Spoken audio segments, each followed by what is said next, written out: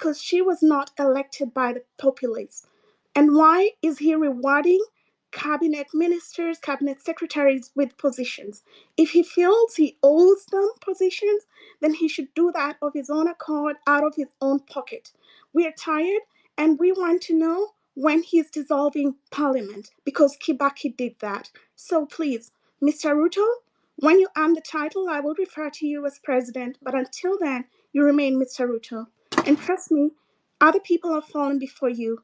If you continue killing Kenyans and not taking accountability for it, you're going to be the next one. Thank you. Well, thank you, Dolly. Kevin Bugua, you can take the mic.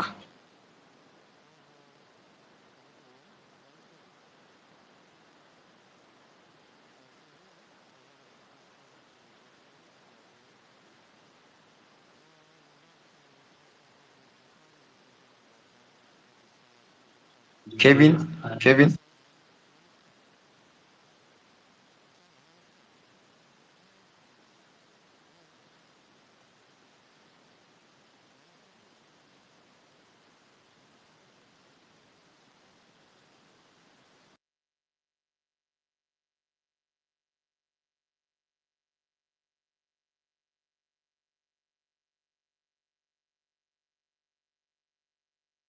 Hey guys, so the president is here. You feel free to engage. You can send the request, then I'll add you.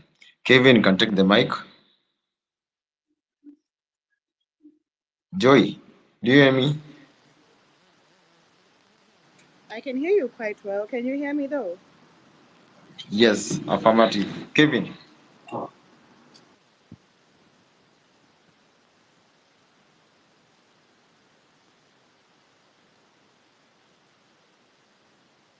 Okay, I'm not. Let you pass. Take the mic.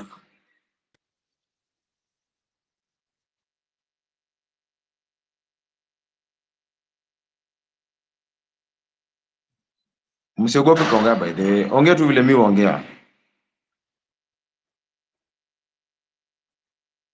Osama, unanisikia? Yes. Now, my question to the president was, how come he's so out of touch with reality? The other day when he was addressing us, he was completely out of touch na reality. Hakujua watu wenye waliuliwa. Alicommend police for shooting a lot of innocent guys. Kids were killed. The other day, when that kid was killed, alikuwa anasema he was actually not remorseful. Anauliza, did that child die? How do you expect such a child to be alive in a situation kama hiyo? Another thing is sisi tunataka dissolve gava. I mean cabinet yake. I'm so nervous, I'm sorry. Nataka dissolve. I'm speaking on behalf of my fellow Gen Zs, although I'm not a leader whatsoever. To dissolve the cabinet, siku reshuffle, could dissolve like what Kibaki did in the year 2005. Another thing is to hold all the rogue police officers accountable. Their photos are everywhere. We've seen them. None has been arrested. None has been posted on the DCI page. And we're asking why. The thing is, and whoever recognizes themselves as a leader to us, who kwa kivyake na is on their own missions. Another thing is to please sort out the passport issues. Kidiki, our interior minister is somewhat also out of touch with reality and incompetent. He doesn't deserve to be there. We thought he was smart until he proved us wrong. Another thing is with the US Embassy.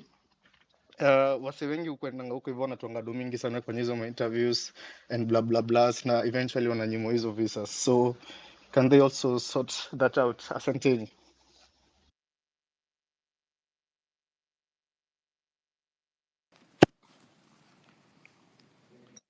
Thank you, Kevin. Saizi kila mtu anataka something. Mtaongea alafu the president will answer everything. We just need answers. That's why we are here. And actions. Thank you, Otero. Good afternoon, everyone, again, and welcome to this conversation. I think Otero amefanya ile kitu. but as requested and promised, requested by and promised to the young people of Kenya, President Ruto is hosting this express conversation. We are hosting with him, together with my co-host Otero. And the President is here largely to listen, engage, and be a recipient of your thoughts, your experiences, ideas zenu for a better Kenya. Of course, it's a pleasure to be here and engage with you. This is an open forum. We encourage you to ask questions and share your thoughts. Please keep your questions as brief as possible and respectful.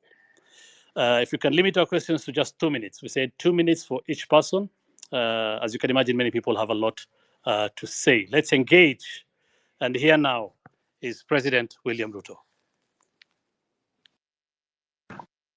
Thank you very much, Hussein. Thank you very much, Otero. And welcome all good people, ladies and gentlemen, from different parts of Kenya, from different parts of the world to this conversation. As I promised, I have come, and I want to apologize first that for the last almost 1 hour, we haven't been in a position to have a proper connection as technology would be. I think that is some of the vagaries of technology, but now I'm here. I apologize that maybe some people have asked some questions, but that I didn't have the benefit of hearing them.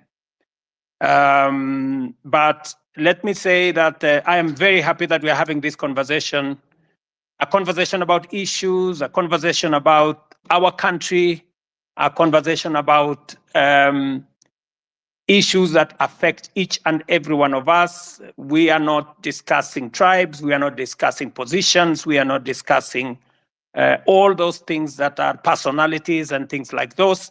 We are discussing issues of importance to each and every one of us, from jobs to governance to corruption to all the things that matter to all of us. And as I have said, I have come here to listen very carefully. That one thing I have been accused of not doing, that is what I have come here to do, number one. Number two, I must say that maybe I have been listening in different other spaces. Now I have an opportunity to listen on this platform to different Kenyans from different parts of the world and from our great country, Kenya. Now, let me just say 2 or 3 things that I think I had the last 2 speakers who asked their questions. The question number 1 that I have that has been asked is from Kevin, I think, that maybe I'm out of touch. How did I not know what was happening in the country? But let me tell Kevin and all of us that I have the benefit of more information in my hands. What I cannot do is do things like operate on numbers that have no basis. If you heard me very clearly, I said up to now, 25 Kenyans died out of this unfortunate scenario that affected our country the last 2 weeks. Some reckless people have put numbers all the way to 150. You know, in fact, on one occasion, the Kenya Human Rights Commission said 157 Kenyans have been, there was a massacre in Kidurai. That was not true. And for your information, even the BBC, on hearing such, outrageous allegations, went to investigate. And if you listen to the BBC, they say there was no such thing. In fact, one Kenyan unfortunately lost his life in Kiturai. Let me go to the situation which was which happened in Rongai, where we lost a young Kenyan. The situation in Githurai was that a criminal in Rongai, a criminal assaulted the police, took over the firearm of the police, and shot, and unfortunately that bullet went and killed a young Kenyan. And unfortunately, again, and we have to be honest with one another, it was said that this young Kenyan was pumped with 8 bullets. That is also not true in Rongai, And so there is a lot of information out there in the social media propagated by people to try and create a situation that did not exist.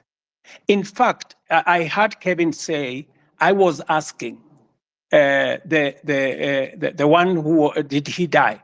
Because, the one that was being said of 8 bullets did not exist. In fact, we have now found out that the one of 8 bullets happened several years ago, somewhere in Buruburu, and it was in a completely different scenario. But on Rongai, I was very clear. I had the benefit of information, and I spoke to that information. The same narrative I gave when I gave the interview on Sunday is the same narrative I have at the moment. I have also been, Kevin has also said that we need to hold the police accountable, and that is correct. And it has been said that I am the president. Yes, I am the president of Kenya. But the president doesn't hold absolute power. That is why we are a democracy. In a democracy, there is a system of checks and balances. The president is not a dictator. I cannot decide for the judiciary. I cannot decide for the legislature. They make their own independent decisions. I cannot decide for independent institutions. The police, and let me say this without fear of any contradiction. When I came into office, I said I will respect the independence of the police. In fact, the one act I did when I came into office, the first day when I sat on my table as president, I signed the instrument to remove the budget of the police from my office, because that budget was being used to manipulate the police. You all know that it is said, he who pays the piper calls the tune. So I did not want my office to be the one to decide for the police on who to arrest, who to charge, how to pursue corruption. I provide policy, the police run independently. In fact, if you read the Constitution of Kenya, the police is an independent institution. It doesn't take instructions from me. It doesn't take instructions from the Chief Justice. It doesn't take instructions from the Speaker or from the legislature. They act independently. I agree, good people, that innocent lives were lost. And one life lost is one too many. I have said in my statement that as government, we are going to support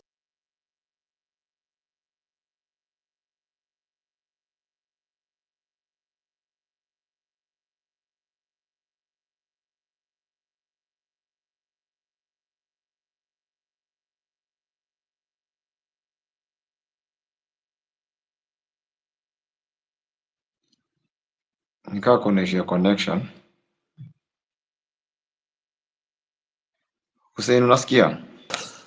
Nasikia Otero. Just one moment, let the president use my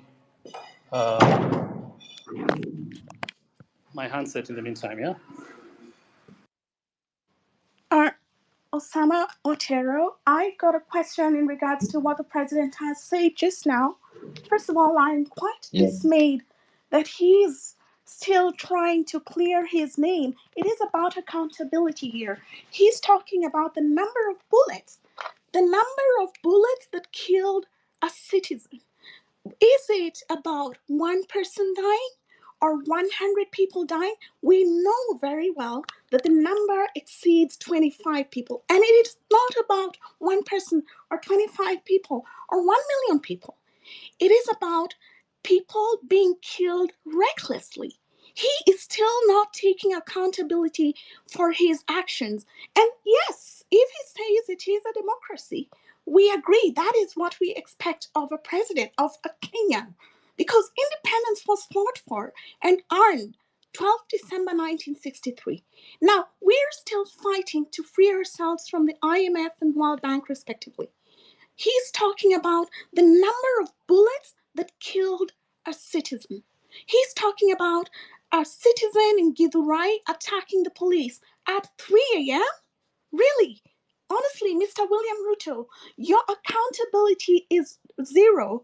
I'm quite dismayed, honestly, because you came here to answer to the citizens, but you're taking zero accountability for it. And if you say they're independent, why do you laud the police for the murder of civilians? Why do you hold a press conference and tell the police that, citizens, that they're going to be met with equal force if they go and protest? And what he meant, he did not use the word protest precisely, but he said anyone who tries to disrupt the peace of the country. Protesters, how do protesters disrupt the peace of a country?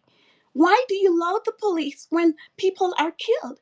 Why are police shooting at civilians on their balconies? Why are people fleeing Kenya so that they may have peace? Why are they being abducted?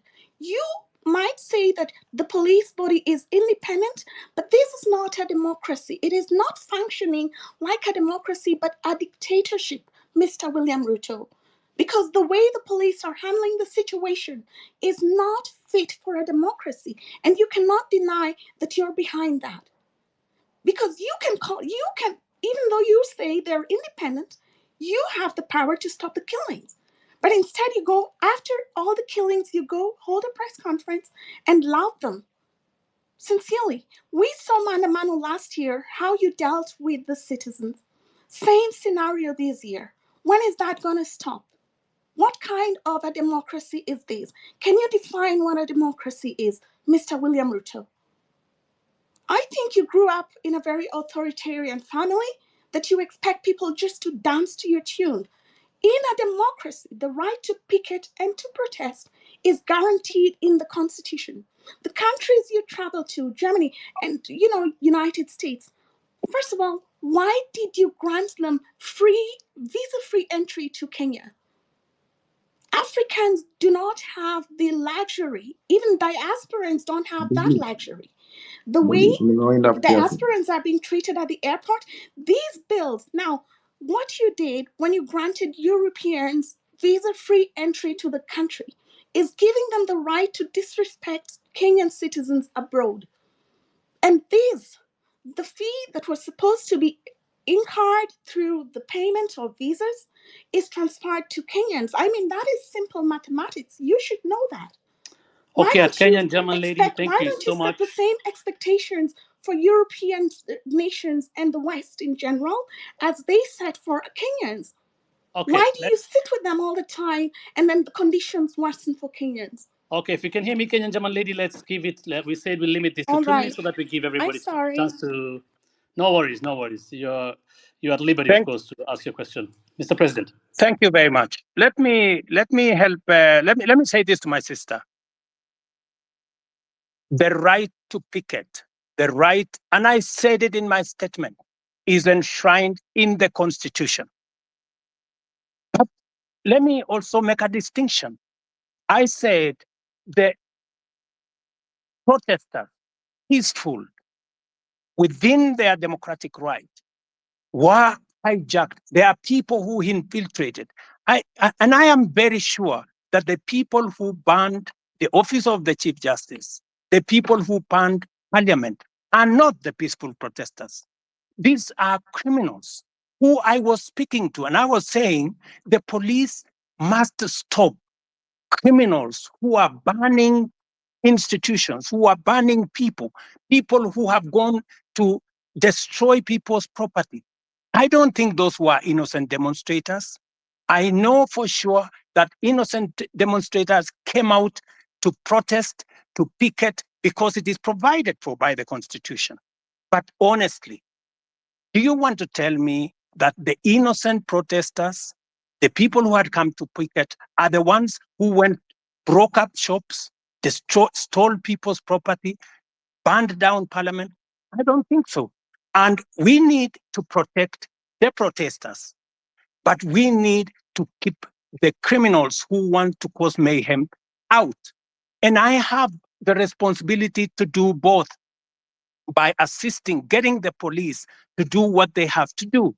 It is my responsibility to facilitate the police. The police will tell you, ever since I came into office, I have tried to assist them, to get them the right equipment, to get them the right capability to protect the country and to protect innocent protesters. Let me also tell you, many of the innocent protesters became victims of criminals who stole their phones. They were all over, who took away their money, who stole from them.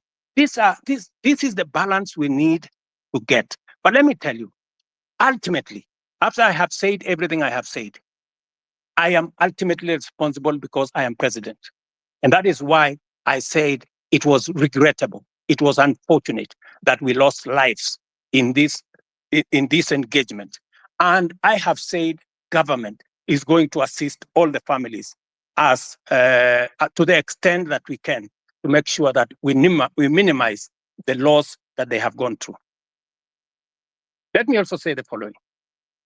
On matters to do with passports, I think we have made a very big step in the right direction to make sure that we deal with the challenge of passports. And even now, we have given a green channel to Kenyans who are looking for jobs abroad.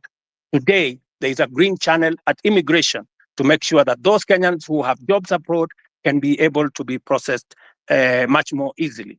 Let me also say, there is a reason why we have a visa-free regime in Kenya. And when I say a visa-free regime, it doesn't mean that people come to Kenya for free. That is not the same. It is that we have simplified the process. Today, you will come to Kenya. We have simplified the process because we want to escalate our numbers. And for your information, because of the visa-free regime, we now have a program called ETA. Our numbers for tourism have gone up by 500,000. More Kenyans today have jobs in our hotels. Our hotels in Kenya today are 80% full in many instances. If you speak to the tourism sector, they will tell you our numbers for tourism in 2022 was close to 1 million. Last year, it was 2 million. This year, we are heading to 2.7 million. It is part of the interventions that I have made. It is part of the changing of how do you come to Kenya. Make it easy. Today, you don't have to go to no office. Today, you can get your ETA, pay for it online, and be able to come to Kenya easily. And Kenya is not the only country in Africa that is doing that. We are all doing that. Look at what is happening in Europe. 27 countries in Europe, they don't have a visa between them. They have abolished visa between them. Why would we want to keep a visa regime that keeps business people, that keeps tourists out and makes it much more difficult for them to come and enjoy what we have? For your information, Kenya should not be having 2.7 million tourists. We should be having 10 million. In fact, London has nothing to show. London is blocks, old places. They have 20 million tourists.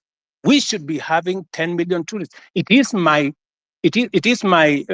focus that in the next 5 years, I want to double the number of tourists coming to Kenya by 2027, 2028, and progressively do that. Why do I need tourists in Kenya? I need to create jobs for millions of young people in our country. We need to create investment in Kenya.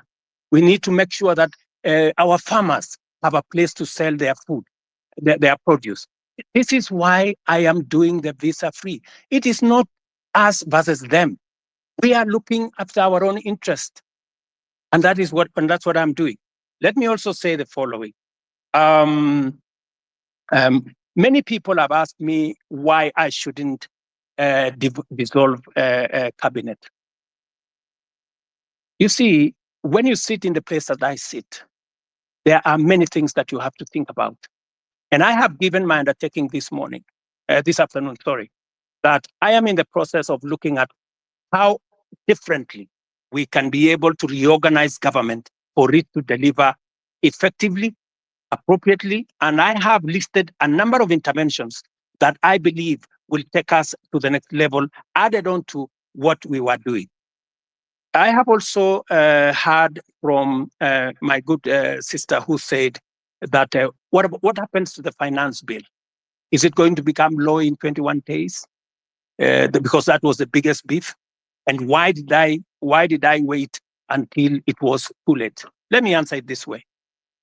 First, let me say that the finance bill today was a victim of many falsehoods and propaganda. The finance bill today was meant to achieve very important things for the Republic of Kenya. Unfortunately, I gave in because the people of Kenya had decided they do not want it, which is okay. But was there a problem with the finance bill? I would want a honest interrogation of the finance bill.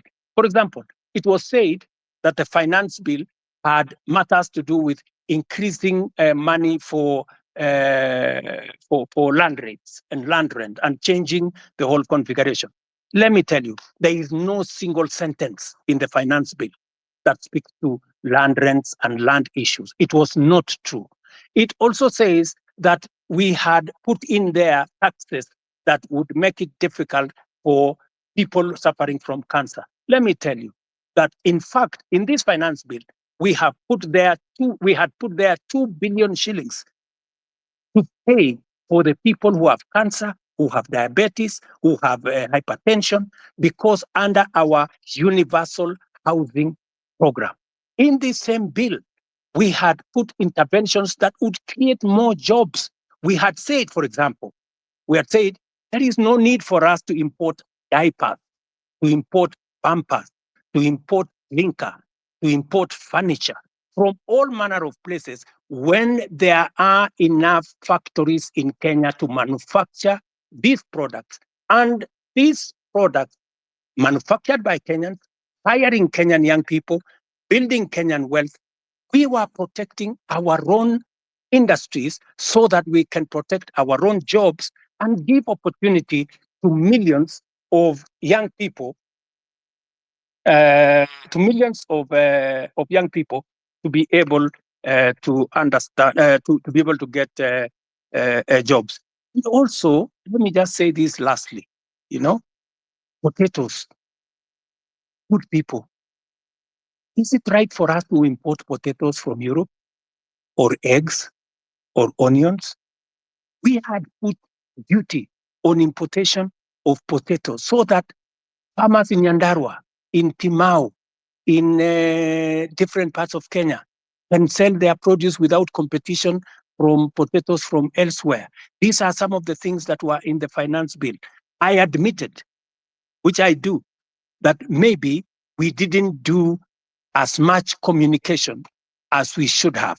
And that is a regret that I have admitted. But I am willing, I am ready, I am here to listen. Let me not say more. Let me do more listening.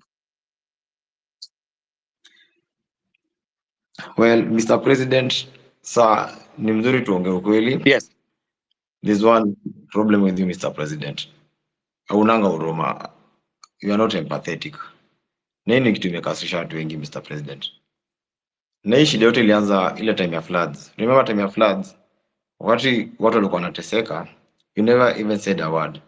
A week later on, we saw you on a private plane to the US, carrying all sorts of people, unnecessary people to the US. Hapo ndo shida ikaanza. You never said a word. Ukirudi bado nyumbani, tukaanza mambo ya reject the finance bill, kanyamaza tu, ukaona tunaenda maandamano. You never said a word until watu wakaanza kuuliwa. That's when you decided to reject the finance bill. Mr. President, surely mbona huo unanyamaza alafu unapenda uongo sana? Unaona tu vitu vinafanyika when it gets out of hand, alafu unaanza kuongea. Saizi kuna watu wanazika watoto wao saizi vile tunaongea. Saizi hata kuna rafiki yangu saizi anazikwa saizi, ni matanga. Hii wiki imekuwa ni matanga sababu ya maandamano. But you're here thinking about the economy. You're not even sympathetic to the families. Uja mention hata jina mtu mmoja. Kuna swali pia niliona umejibu sema about Rongai. You asked us, kila mtu kwa hii space wanatoka from different regions in Nairobi in Kenya. Yeah. Rongai, people are killed. Githurai, people are killed. However, the information you receive, unadhani they tell you only one person was killed. Okay, that's a life too. They do not feed you. They do not feed you the actual information. So you are just weighing the deaths of people, the number of people. You just tonight Kindiki was saying people are not killed, he was not aware, people are not abducted, you are just arrested. Some of us were arrested. And your excuse is that the police unit is an independent body. Surely, Mr. President. Watu watakuwa wanauliwa alafu unasema police unit is independent. Alafu wakati watu wanauliwa excuse unasema the economy is growing. How can this is right now the country is mourning. Properties worth of billions were banned. You have not addressed that. All you think about is the foreign policy and the economic status of the country, not about the livelihood of the common mananchi. Surely, Mr. President, we need you to be with you. Be empathetic. Your government should be empathetic. You should stop this issue of police brutality. That's what we want right now. Personally, the police came to my house at 3 a.m. They broke into my house. They refused to identify themselves, and that was it. We were abducted. It was like kidnapping. Hii mambo mimi sikumbuki, nilikuwa nadhani mambo ya movie. Mr. President, tulishikwa, tukapigwa. They even stole some stuff from our house. Imagine askari anakuja, ako na bunduki anaingia kwa nyumba, ako na mask, 12 of them with 12 cars arresting a single guy, an armed citizen. Alafu ukimwambia mbona anakuja kushika, anakupiga. In the meantime bado anachukua vitu kwa nyumba yako. Unapelekwa place fulani hata ujini wapi, not even a police station. When my friends were reporting the issue to the police station, they are not even aware. For my case, they even went to Parkland police station. That's where I was arrested. The OCPD told the guys, we know about this thing, but will not take any action. Meaning it was very criminal. The OCPD, Parkland police station OCPD, deputy OCPD was very much aware what was going on. We were not booked in any single police station. We were taken in a certain house. I think it was a safe house or something. I was blindfolded. Some guys were blindfolded for like 12 hours. Surely, Mr. President, are we in a terrorist country? We just want you to answer that. Okay. This is why we're in this space. Thank you very much, my friend. I regret your situation. If that is the kind of treatment you have gone through, I apologize. And I will take action in this manner. No Kenya. And I made a commitment to the people of Kenya that there will be no extrajudicial killing. There will be no River Yala. There will be no, we used to have 20, 30 bodies in River Yala. When I came into office, I said nothing of that is ever going to happen. And I want to promise the people of Kenya that will not happen under my watch. However, I have had the kind of horror you have gone through. That is not right. What I will do after this engagement, I would like, I don't know, in a very secretive way, if you can send me the details of what happened, I will be able to take action, because you don't deserve the kind of treatment that you went through. Let me also say the following. You have talked about empathy. Maybe, people are born differently. Maybe we empathize in different ways.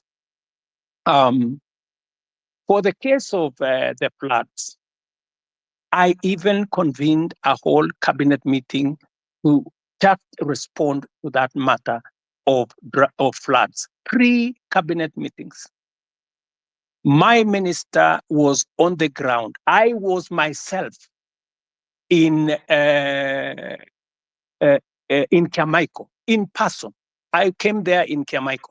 And for the first time, my brother, for the first time, normally when people are removed from places, they are brutalized. They are removed and nobody cares about where they go. Nobody cares about what happens to them. For the first time in the history of Kenya, I made sure that every Kenyan who was living in the riparian reserve was given money for alternative accommodation. We paid every Kenyan who left that place 10,000 shillings to be able to relocate away from the danger of the floods that were on the river. I mean, it was the best that I could do in that circumstance. And I promised them that under our housing program, because we now have their list, under our housing program, we are going to consider them the first beneficiaries of our social housing program. I made that commitment in public. If you ask our peers for housing, they already have the data on these Kenyans who were removed from the riparian reserve, who had to be relocated for their own safety. For your information, we lost many Kenyans who were sleeping there, but they were carried by the floods. And it was the best thing that I could do. I went there in person. My minister was there consistently. I had 3 different cabinet meetings to attend the issue. We committed close to 400 million to make sure that those Kenyans who were in that situation were attended to. Maybe it wasn't enough. Maybe I should have done more. Maybe then I should apologize for not doing more. But to the best of my ability, it is the first time the government of Kenya is providing money to relocate people who have been affected in situations like the one in the flood. Okay, Mr. President, on the issue of Githurai, you said there was only 1 casualty, which is a lie. Mr. President, acha kwambia tu kweli. Githurai inasemekana there are more than 200 people who were shot dead. Wengine hata wajulikani mahali wako saizi, vile tunaongea ukweli saizi. In Rongai, they shot some guys pia, wakakuficha wakakwambia ni mtu mmoja. Na ni ukweli, reality kwa ground watu walikuwa wanauliwa. Ina ni ukweli, watu walikuwa wanauliwa. Tulikuwa huko, wote tulikuwa maandamano. Alafu kuna issue nyingine. This rogue cop amekuwa akichapa watu risasi, anachapa watu risasi open air, kila mtu ana camera there. The DCI doesn't do anything about it. Amekuwa all over social media, in the media, but you don't even say a word about him. His name is Murangiri. That killer cop ameua watu wanazikwa kila siku sababu yake. Juzi ilikuwa last week Wednesday, nilikuwa town. Nilimwona akitembea tu town vizuri along Moi Avenue, very happy, very healthy. He's a killer cop. Nothing has been done to him. Hivi tu tumekuwa complaint tangu kitambo. For how long should we be talking about this? About the killer cops?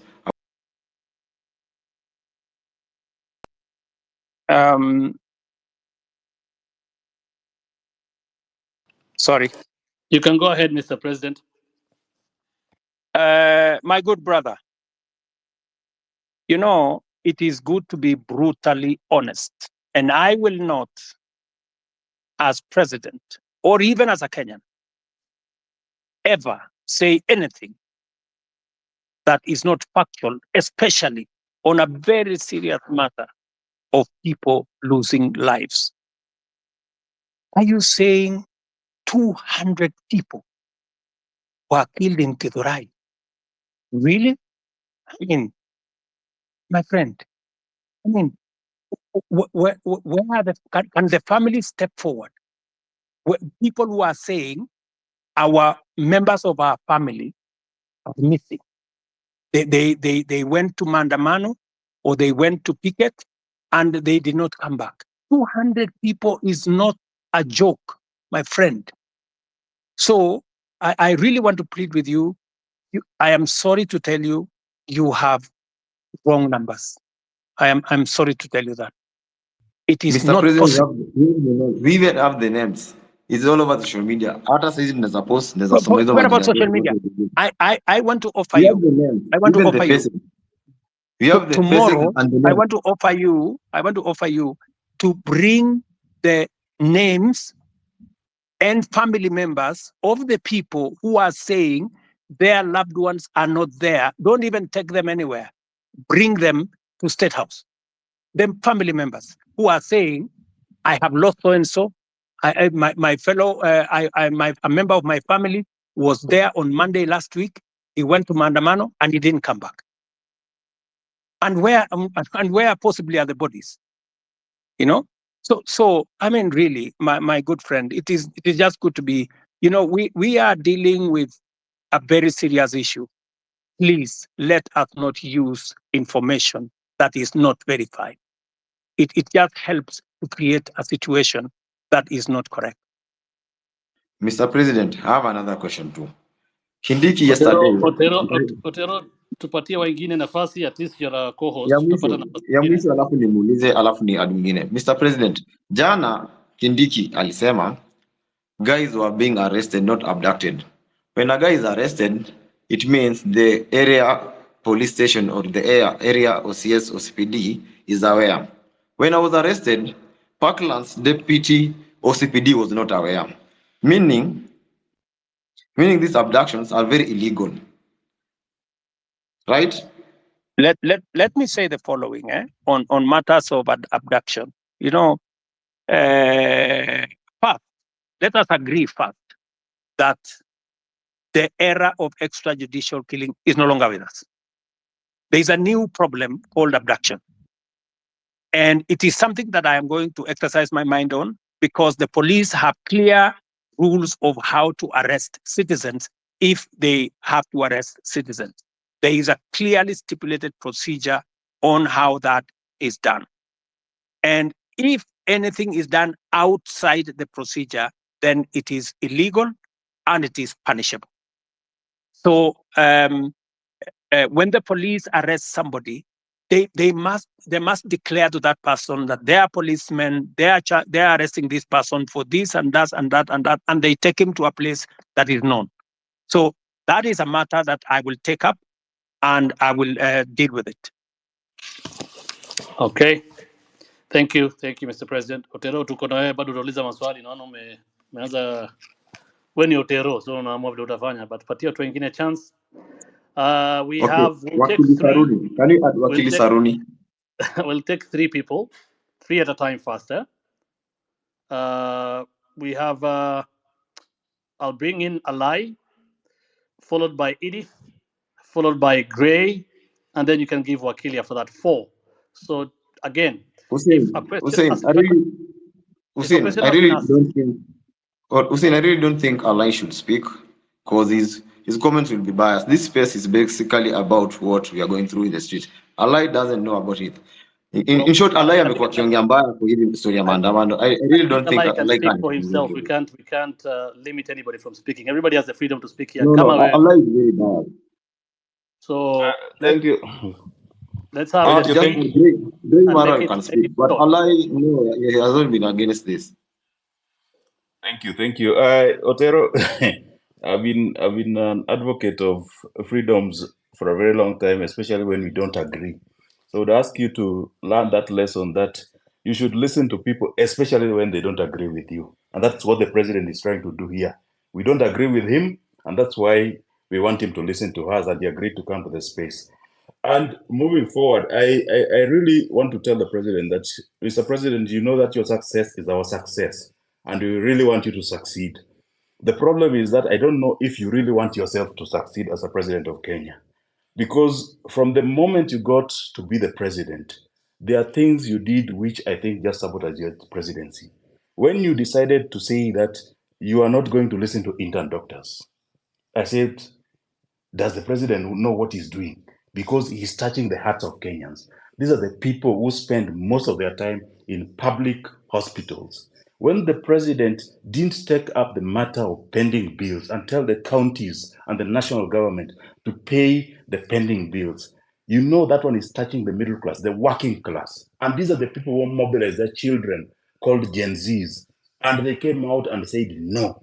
When you removed Linda Jamii, when we interfered with Edu Afia, when we saw your friends and very close associates working with bands of money, 10, 20 million in churches, Mr. President, I think you sabotage your own presidency. And that's why I ask myself that the president really tells us that he means well for the country.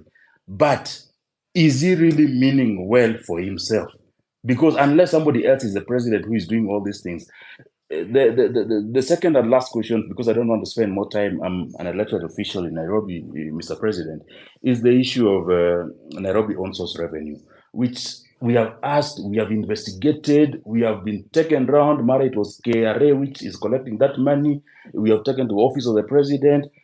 Finally, we were told that it's being collected in State House by some agency. We can't get, I'm the vice chairman of ICT in Nairobi City County Assembly.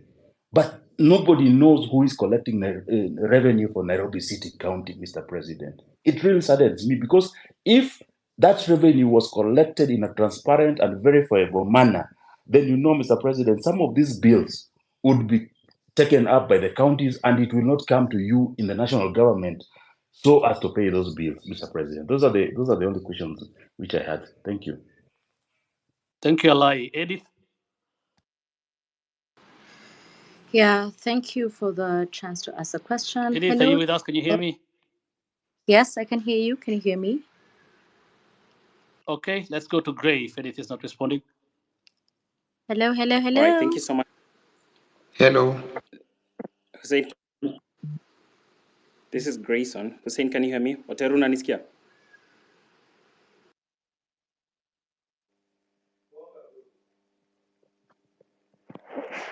I can hear Eddie and I can hear the other gentleman. I'd like to ask my All right, question if you can all hear me. Okay, let's have one person speak. Gray, speak. All right, thank you so much, Hussein. Edith, I'm sorry. So, Your Excellency, my name is Grayson Marwa. My question to you is one, and my question is on this very, very emotive and very, topic that we love talking about as a country, which is corruption. I know you stand on corruption. You have spoken about it many times. You don't condone corruption. You don't want corruption to happen in your government. But then I want to point out something. Recently, there was a scandal, with the fertilizer, and the CS was, impeached, or a motion was tabled in the National Assembly by a member of parliament for him to be impeached. But what happened later is that, the same members of parliament from your political party, the UDO party, went ahead and saved this particular cabinet secretary. What does that speak, to your stand regarding corruption? Do you support corruption on one hand, but on the other hand, because he is your CS, these are your members of parliament, they go ahead and flop that motion that was supposed to impeach this particular cabinet secretary? My last question, as a young person, there is a challenge of jobs in this country. But a month ago or so, in the dailies, there was a freeze that the public service is not hiring anymore. What are you trying to tell young people? Yet you say each and every day you want to ensure that we give jobs to these young people who go to school but don't have jobs out here. People are, forced to do things that they shouldn't be doing, and they went through the education system. If I can get a response to those two issues, I'd really appreciate it. Thank you.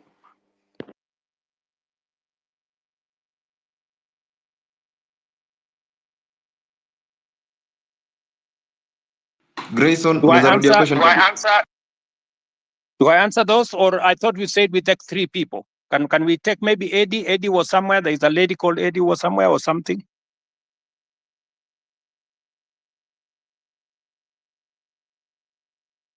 Edith Kimani.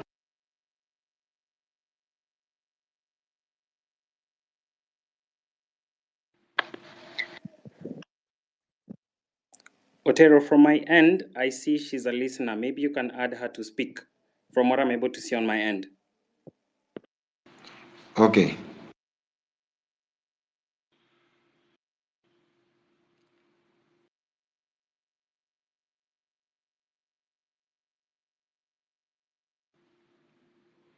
as we wait for the engagement, can I proceed and answer? Yes, please. Thank you very much. Alai has mentioned three things. Mr. Alai, I want to tell you, Mheshimiwa, that I am acutely clear that even if I don't succeed, I want Kenya to succeed. The one thing that I am very clear about is what do we do to change the status of many Kenyans? Intern doctors. There was a long conversation with intern doctors. I made sure that they were attended to.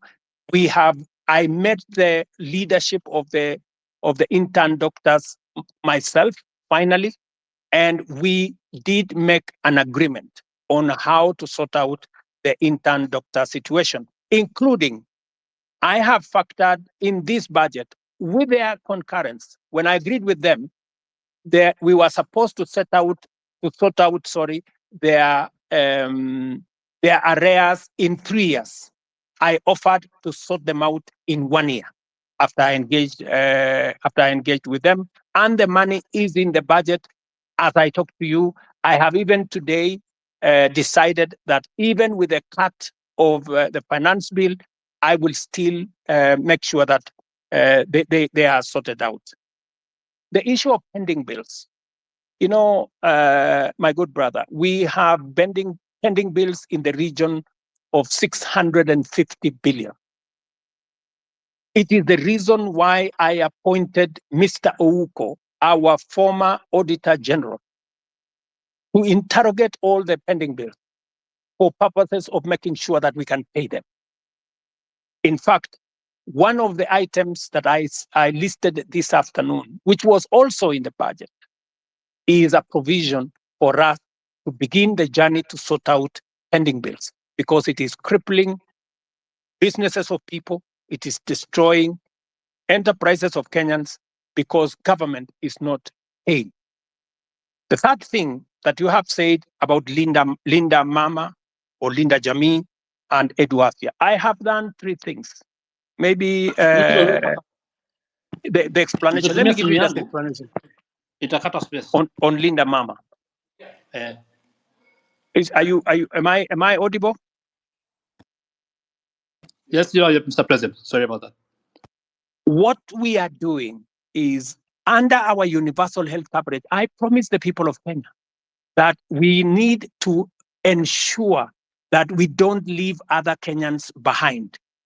Under our universal health coverage, in which this year we now have a budget for it, we are going to scale up the benefits of Linda Mama. That is why we have brought it, we have scaled it up into universal health coverage. We want it to reach more Kenyans. That's number one.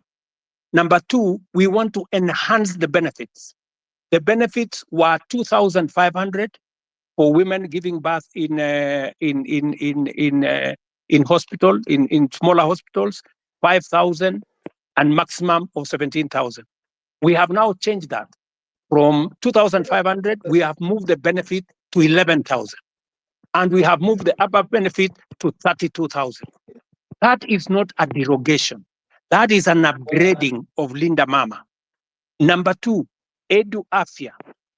What we are doing with Edu Afya is that we are universalizing the universal health is universalizing insurance, so that every Kenyan, and you know, I made this absolutely clear, and that is why we have changed the law, so that not just the students who are in school, but every Kenyan, even those who are not in school, will now be beneficiaries of our chief social health. We, instead of having NHIF, we are now going to have social health insurance fund, which is going to cater for everybody, to universalize access. So on both cases, Mr. Alai, we are not derogating, we are upgrading and making sure that universal health is available to many Kenyans. Finally, on Nairobi own source of revenue. I thought I heard the governor say the other day that he had increased it, he had raised more revenue than was ever raised. I'm not sure about that. But I want to tell you that that is a Nairobi County affair. You, Mr. Alai, should not be asking me. The public should be asking you, because you are the person.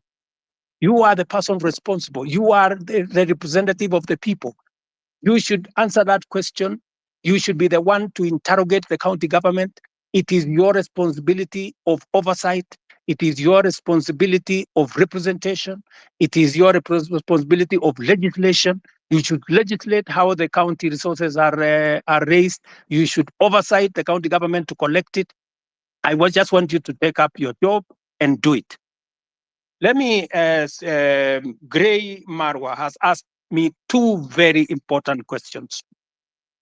Marwa, these are very important questions about corruption. Let me say the following, just three things first. Number one, I said before that corruption must be dealt with firmly and decisively.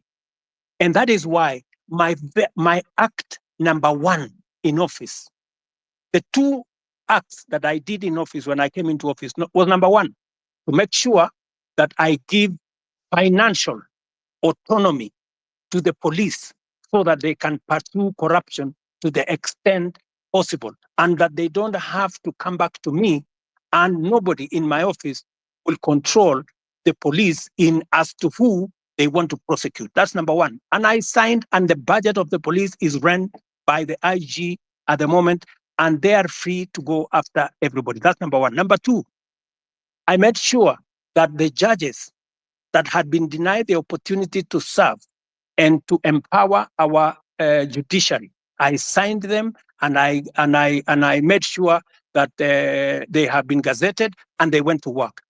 I did not stop there. I have enhanced the budget of the judiciary from 18 billion to this year. I wanted to be at 25 billion. Unfortunately, it may come down because of the finance bill by about $1 billion or so. Number three, I am the president who has sworn in the highest number of judges in 2 years in the history of Kenya. I have sworn in maybe 46, almost 50 judges, because I have agreed with the judiciary that justice delayed is justice denied. And therefore, I want to make sure that becomes the case.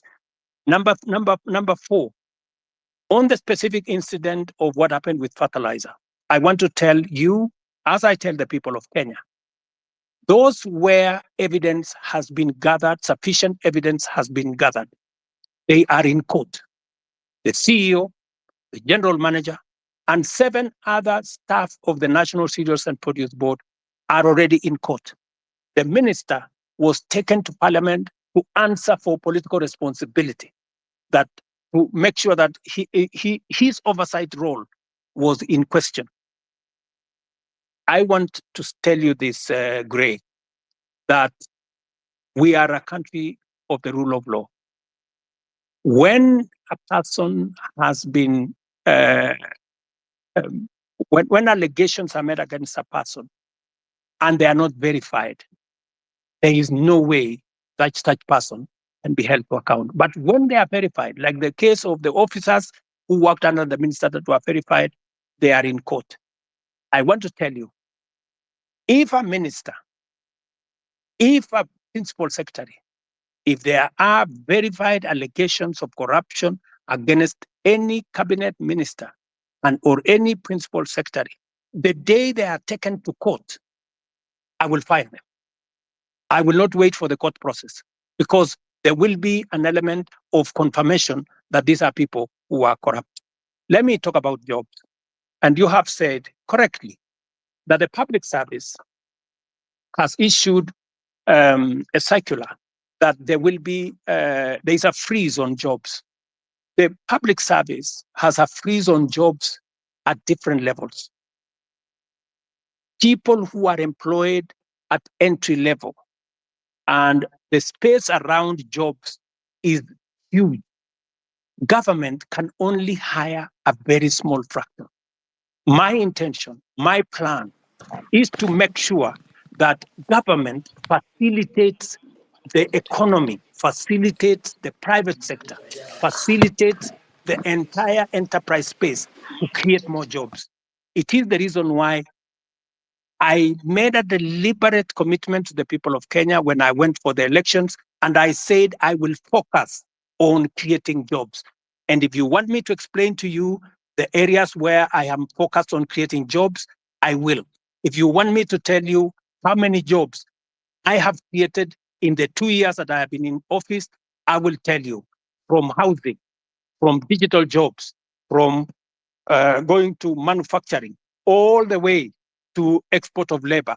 I will tell you how many jobs I have created, and I have every intention to make sure that as many Kenyans as possible have an opportunity to have an income so that they can contribute meaningfully to the development of our country. Thank you.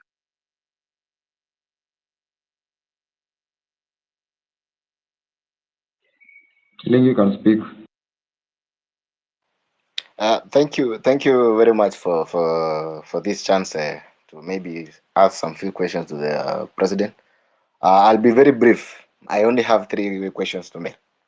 One, Mr. President, is that like most of the people have said, is that your government is full of lies because of one. I want to put it clear that when Finance Bill 2023 was passed, we believe that the revenue that was going to be collected during that period were going to be used for development. Personally, I come from a Masab constituency, and on February of last year, the CS for Transport, Bonamur Komen, came to Kabiet Shrines and promised us that there is a road down there that's going to down from Kurgung to Chepterway, coming down to Kapkatembu. He said personally that since that this is a road that was left midway by the contractor, he was going to send the contractor in a record 3 months to be on site so that the road can continue so the contractor can start the construction. Up to now, we still haven't seen that. So that basically tells you that that is a liar. Number 2, I think the Gray has talked about the issue of fertilizer. You've said, Mr. President, that if you find that there is a case against the said minister, you're going to fire him. There is a case that has been filed by the Law Society of Kenya against the Minister of Agriculture. If kindly, we can tell the minister to step aside so that, trying to investigate someone who is in office becomes very hard. So let the minister step aside so that we can continue with the investigation. Number 3, I would want to talk about the arrogance that is in your government. I have heard Mr. President say that the issue of Finance Bill 2024 was, I think it was packaged in a way that maybe you should have done it better. Yes, you should have done it better. The reason being, the people you sent out there, since like the MP for Molo, on the issue of the motor vehicle levy, at some point in the TV, he told people that, if you cannot be able to pay that, just leave your vehicle at home. That is the arrogance that was being displayed. The leader of majority in parliament, Kimani Ichung'wah, even went out on a podium, said that, that these are the Gen Zs, they come with the phones, they go to KFC, they go, and then they come with an Uber. That is the arrogance that fueled all this anger that you're seeing in people. And then lastly, on the issue of, I come from, this generally this region of Uasin Gishu and maybe Nandi and Uasin Gishu. There was an issue of the Finland scam that happened. There's a case in court. Parents paid for the money. The case is dragging in court.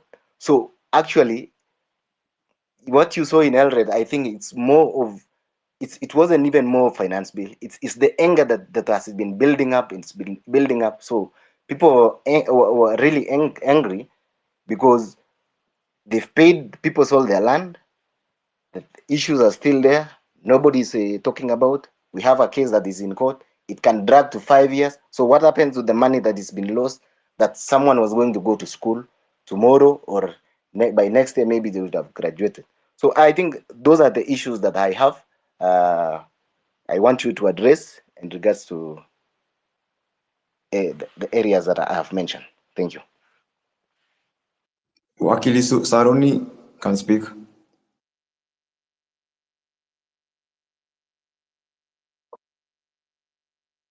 Thank you very much, Your Excellency, for this opportunity to address you, and thank you very much, the host, Hussein and Osama. My name is Jesse Saruni, or rather Wakili Saruni. I am the president of University Students in Kenya, KUSO. And Your Excellency, I have a few concerns. But first, allow me to give you a background of why, in my opinion, I feel comrades were very disturbed about the finance bill. Your Excellency, if you look at the finance bill 2023-2024, it introduced housing levy at around 3%, which was to be redeemable. However, during public participation, the people, most of the people, including comrades, said that we can start at 1.5%. But without communication, the parliament went ahead and reviewed and made it to be 1.5%, but they removed the clause that allowed people to redeem the savings after they retire. Your Excellency, I would wish to hear from you whether it can be reverted so that this can be redeemable. But as I continue, Your Excellency, I was part of your team during the campaign, and one of the things that we were saying during the campaign, because I actively campaigned using the Kenya Kwanza manifesto, was the 30% of appointments of youth in different positions, and including a youth advisor to the cabinet. However, Your Excellency, currently we have an advisor to the cabinet on women affairs, but we do not have an advisor to the cabinet on youth affairs. I was concerned whether this was deliberately left out, or I was just a little bit concerned with that. Your Excellency, another key concern that affects comrades, around 6,000 graduates went through diploma in law, and this is in regard to career progression. So they did their diploma in law, and they proceeded to do their degree in law. Your Excellency, before 2014, everyone who did their diploma and did their degree in law were able to proceed to the Kenya School of Law for the ATP Advocates Training Program. But the laws were changed in 2014, and this affects around 6,000 university students who are working in law firms and getting underpaid. And I am happy to see that the president of LSK, who is very passionate about issues of youth, is also here. Your Excellency, there is an amendment bill in Parliament that is on the Speaker's desk and has stayed for so long. Your Excellency, this is something that is under the office of the Attorney General.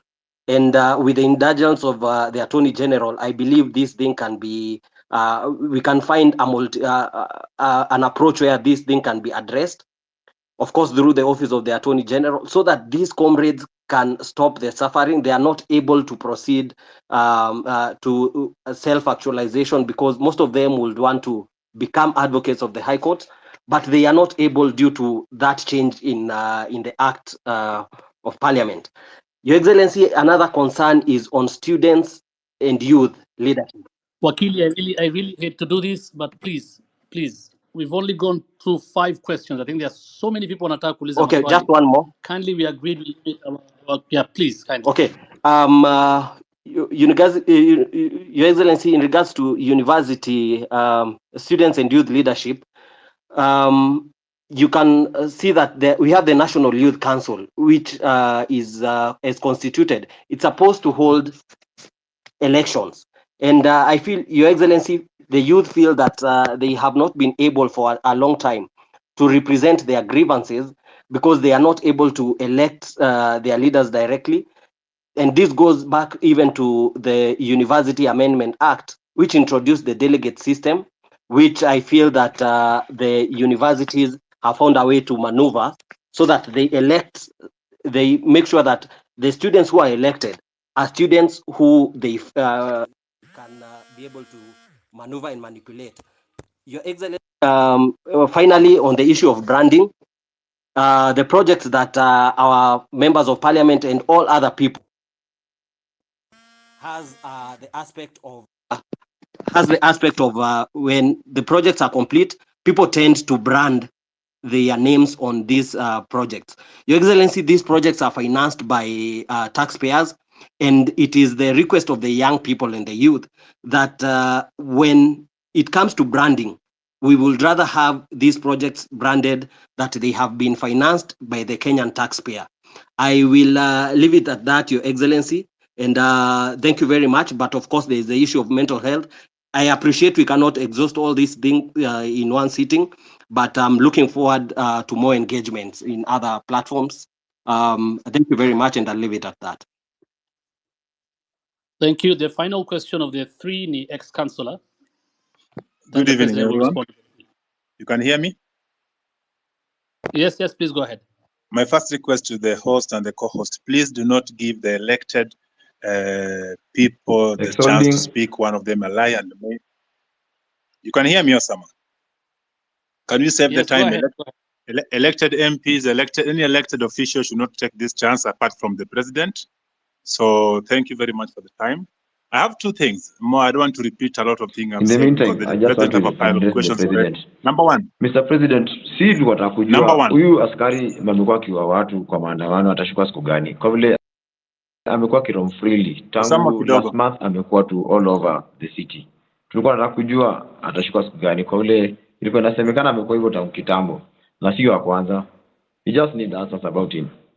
Thank you. Okay, he will answer. He will answer that. Plus, Councillor. Councillor, finish, please. Thank you. Yeah, my question is to the president.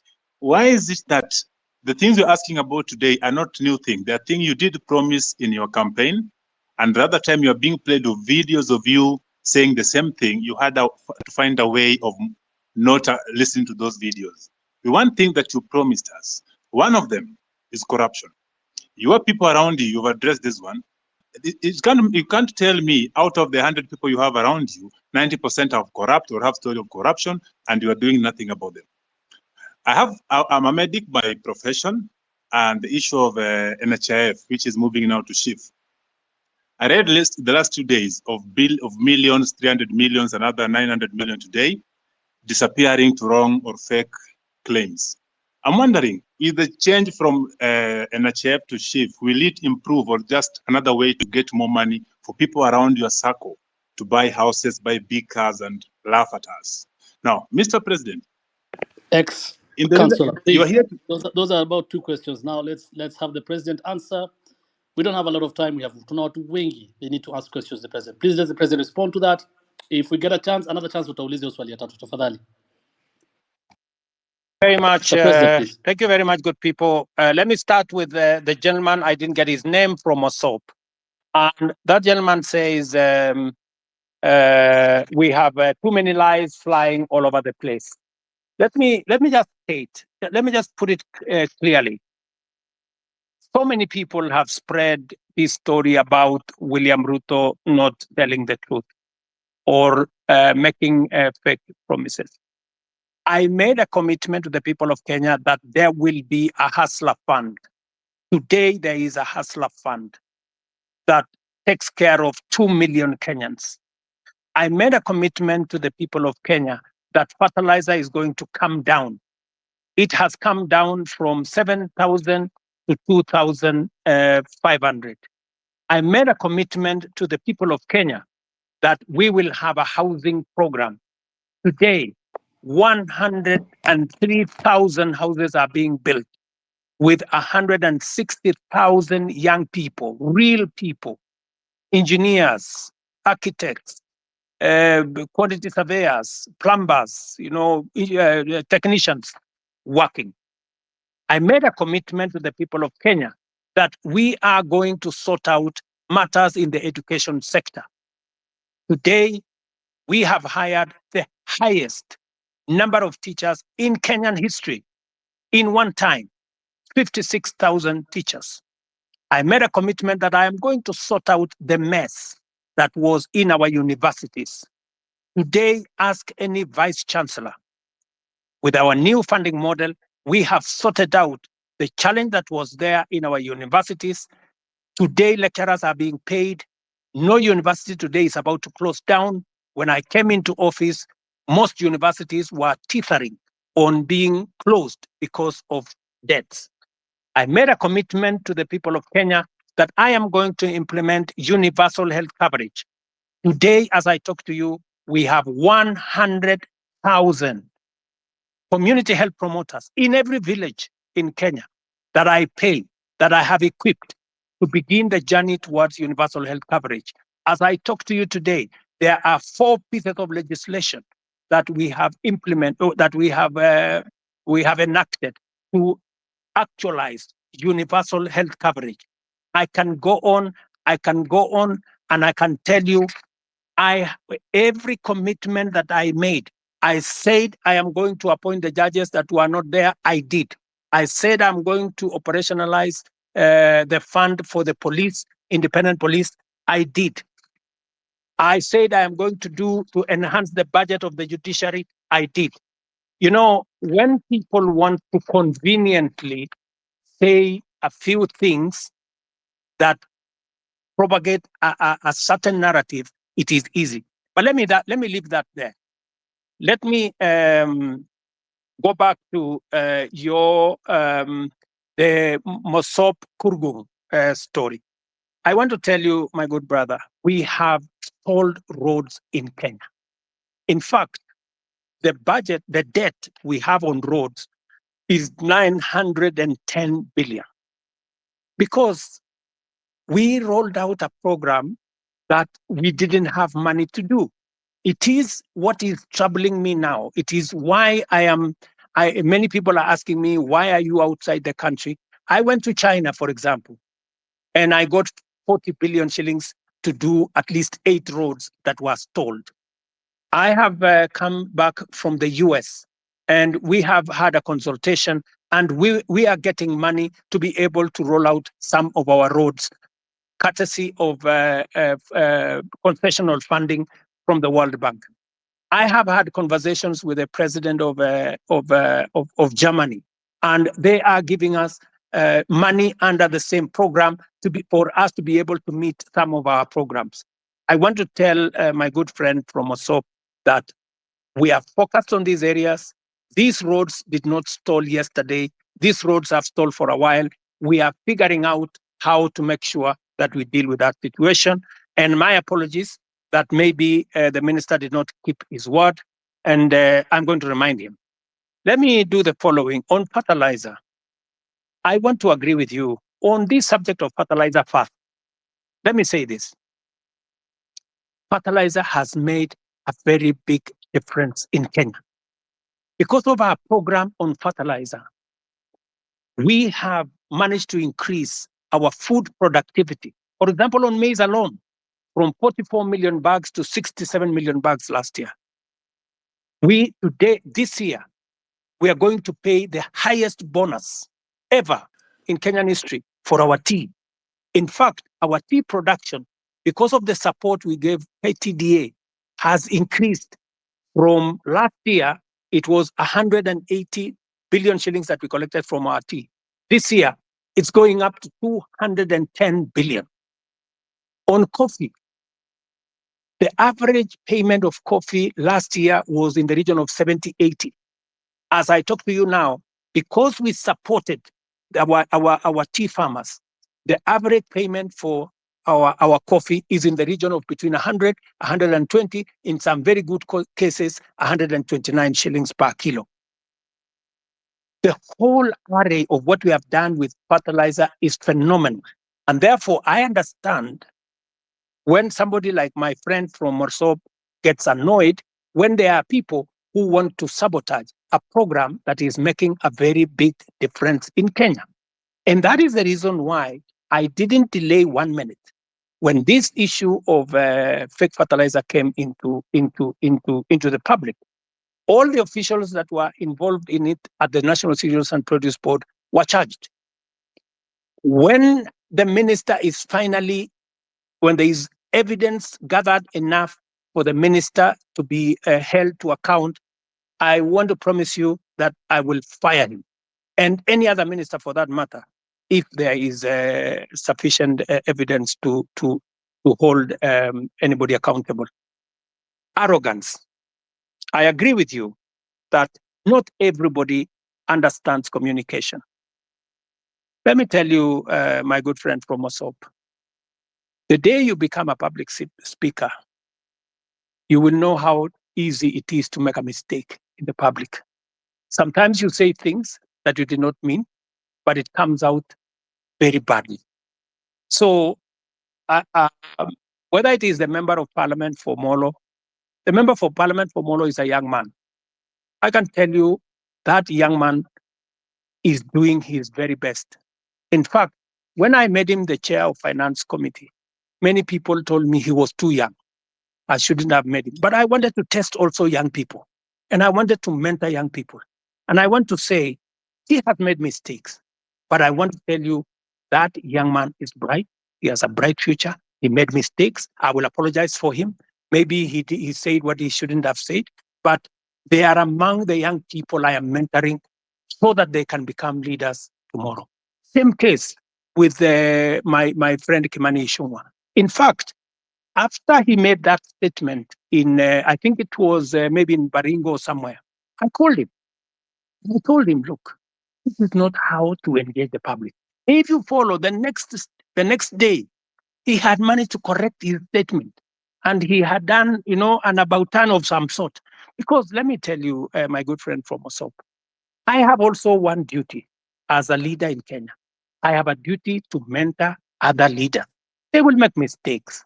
They will demonstrate, maybe some arrogance, maybe either inadvertently or in whatever manner.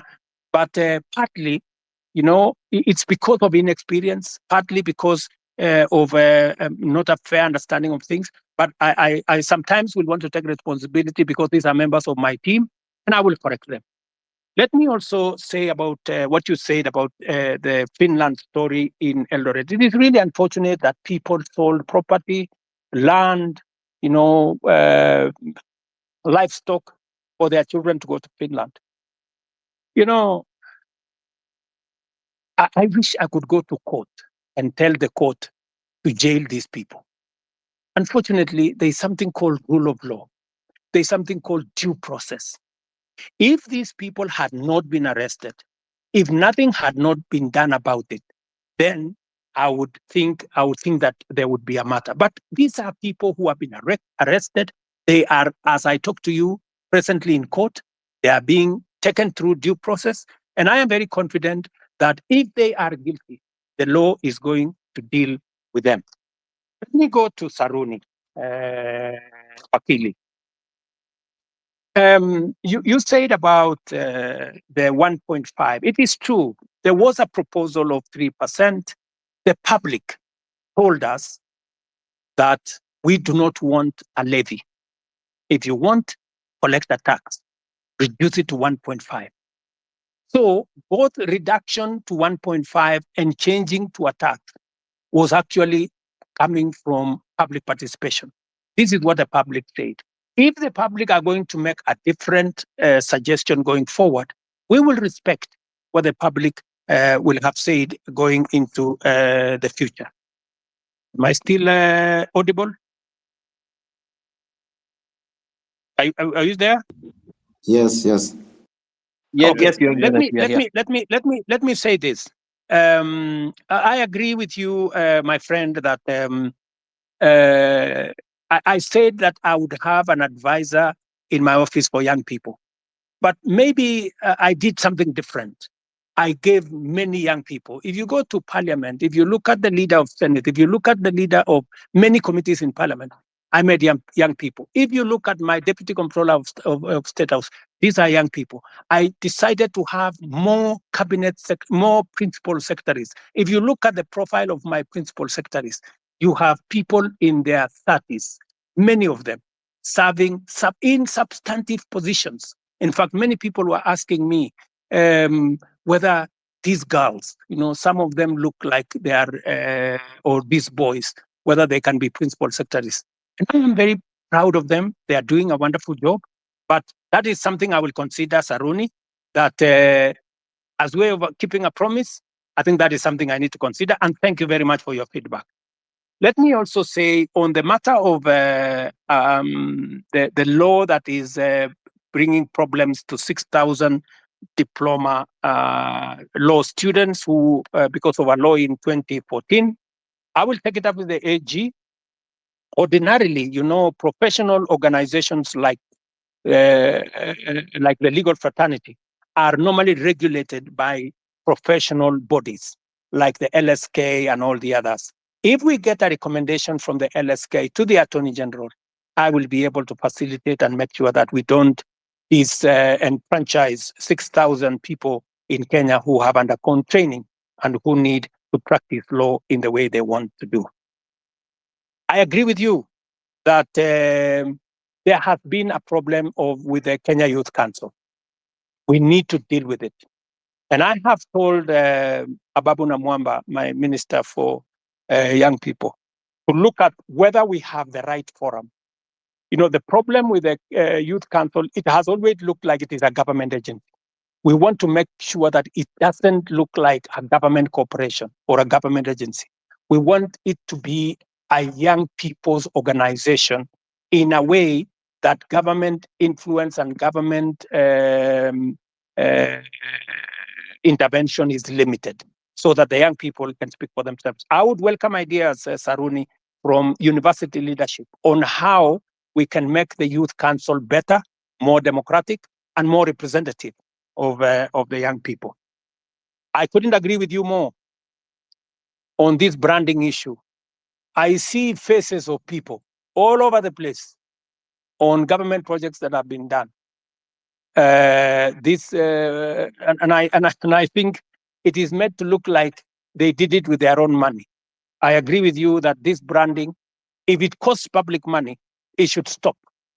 And it is feedback that I am going to take in to see to it that no public money is used to paint people's photos on government projects. Let me answer ex-councillor. I'm told he's ex-councillor, but he's also a doctor. This is good. I didn't know that an ex-councillor, a doctor can be an ex-councillor, but that is good. He has asked me about the NHIF and the transition to SHIF. Let me tell my brother, I didn't get his name, that the reason why we are shifting from NHIF to SHIF is because NHIF is limited. NHIF only captures a small section of our society. It is my intention, as I made a commitment to the public, that every Kenyan must have two things: must have access to healthcare and must have access to health insurance. We must make sure that those people, even those who cannot afford NHIF, because there are many people who cannot afford the 500 we are paying at the moment. And that is why we have brought in a means testing system so that the people who cannot afford the 500, we have now reduced it to 300 under the new program. And even those who cannot afford 300, the government of Kenya is going to pay for them, so that no Kenyan will go to hospital, whether they are suffering from hypertension or cancer or diabetes or whatever. Either they get treatment because level 1, 2, and 3 are free, or they can go to a referral hospital and there is an insurance system through SHIF, that's a social insurance that is going to make sure that their bills are paid. So, and let me tell you, one very important addition to this program is the digital health platform. The biggest problem we have had in NHIF is the digitization process. We lose a lot of money because of collusion between hospitals and staff at NHIF. In fact, you saw in the public media that there are hospitals that have more accountants than medical officers because they are gaming the system. We have now standardized all tariffs. There is no way you can be treated by malaria in one hospital and you pay 1,000, and treated for malaria in another hospital and pay 100. We have standardized, whether it is public, whether it is private hospital, we have now standardized treatment. That is what happens world over in countries that understand how to manage matters health. So this is a comprehensive program. It is one program that will change the face of Kenya. Kenyans will no longer have to sell their land, sell their property to go and pay for hospital bills. We will, all of us, stop these harambes and the public collections that we are collecting to go and deal with people. So, my good friend, this is the plan. We have gone through it with Parliament. We have enacted 4 pieces of legislation. It was my plan to launch it on the 1st of this month.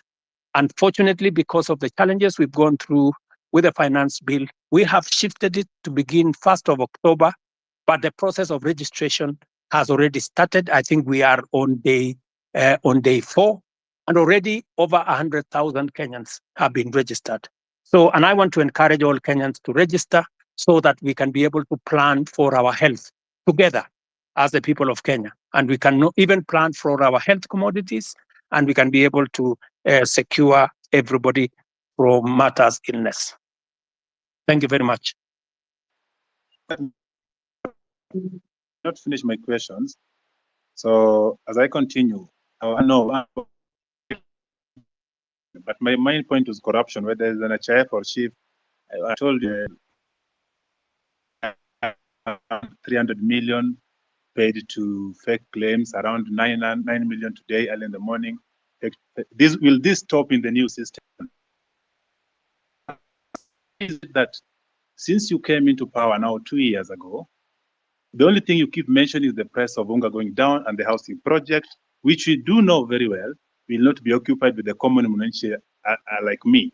So do you have another project that you can always tell us? The things you promise, a lot of things, from police killings, that things are happening. Which one are you going to address other than the two of price of unga and housing? Now, in the police thing, there's somebody, as someone has told you, you have not addressed, or someone was asking, there's a police that killed somebody, is believed to have killed the first Rex, the first death of the protests. Still roaming. Yesterday, the other day, was seen in a video shooting directly to a crowd. I didn't see the end of the bullets. I cannot tell the crowd to a wall. What is happening to this? When are these people getting arrested? What is the CI doing about them?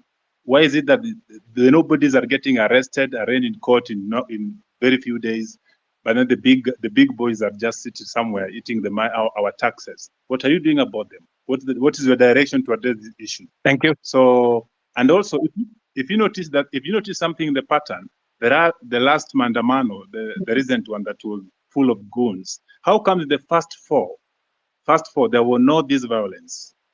But then there is the last one, with coffin in town and police entertaining these people dropping the coffin from the lorry, as well as seen packing them back in the lorry in the evening. It's clear that somebody was behind this and the police could not touch the very people that were doing this. But when it was another person with a phone and a bottle of water, they get shot, they get tear gassed. What is happening? Why do you speak A and do C? What instruction are you giving to the police? Yesterday I saw that you are praising the police for having done a good job professionally. Well, people died. What are we praising here? What Kenya are we looking at? So can we just match the word with the action? We've been talking too much. We see you on TV every day. Now we're on space. When are we getting to see action? Let me give space for other people. Thank you.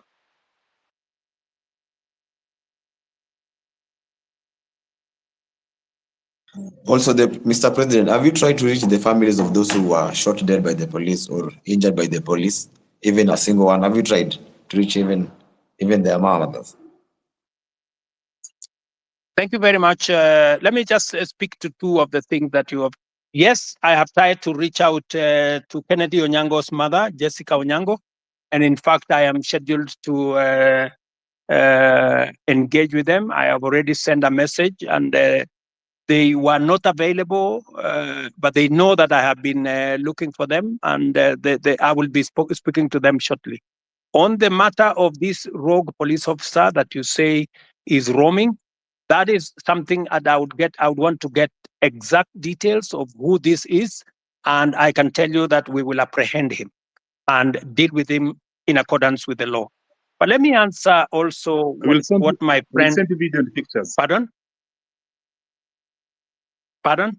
If you're having a difficult locating the police, we have videos and pictures of them. Okay. So that should be easy. Please forward the picture and photos to me, to Hussein, my spokesman here, and also I would appreciate if you can send it to also my inbox if you can, or if you can send it to the Independent Police Oversight Authority. We will deal with it.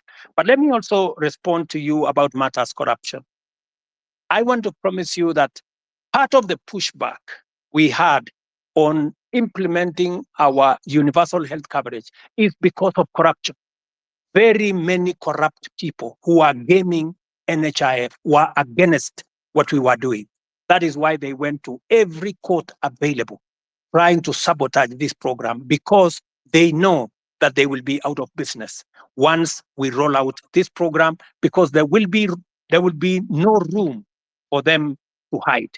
It is also the reason why, my good friend, I am digitizing government services, because I want to reduce the interaction between Kenyans and officers who sometimes ask for bribes left, right, and center. I want Kenyans to access public service from the comfort of their offices or their phones or their homes. But let me speak to the subject of corruption in that matter. Number one, we will operate a digital system through and through, whether it is with KEMSA, we are digitizing KEMSA, we are digitizing commodity distribution, we are digitizing matters to do with the all health hospitals. In fact, the program that is going on now, we have grouped hospitals into PCNs, where we are grouping a number of hospitals into one PCN in every sub-county, so that we can identify where these hospitals are, and we are working with the counties. I know you have said that the only thing I talk about is unga and housing. Let me also tell you, the whole housing plan is not just about houses, my brother. It is about real people, real jobs. Jobs in our industries that manufacture cement, jobs in our industries that manufacture steel, jobs in our industries that manufacture clinker, jobs, engineers, architects, accountants, HR managers, and many people who are working in that ecosystem. And beyond that, let me also tell you, my manifesto is a 5-year manifesto. What what I am doing now is a cut. There will be an exam in 5 years. And I will tell you, when I do the exam in 5 years, you will see the results. Number two, beyond what I am doing on the space of jobs around housing, I am actively doing a big program on digital jobs. I was in Ruiru the other day, launching with CCI a digital hub that is hiring, as I talk to you today, 5,000 Kenyans in Ruiru. I challenge you, you can go to Ruiru tomorrow to CCI, you will find them working. And they are not the only ones. We have 140,000 Kenyans today who are working in different parts of Kenya, in TVETs, in ICT hubs, who are not working before I came to office. Today they are working because I have a very clear plan on digital jobs. When I talked in my manifesto about digital superhighway, it was not a write-up.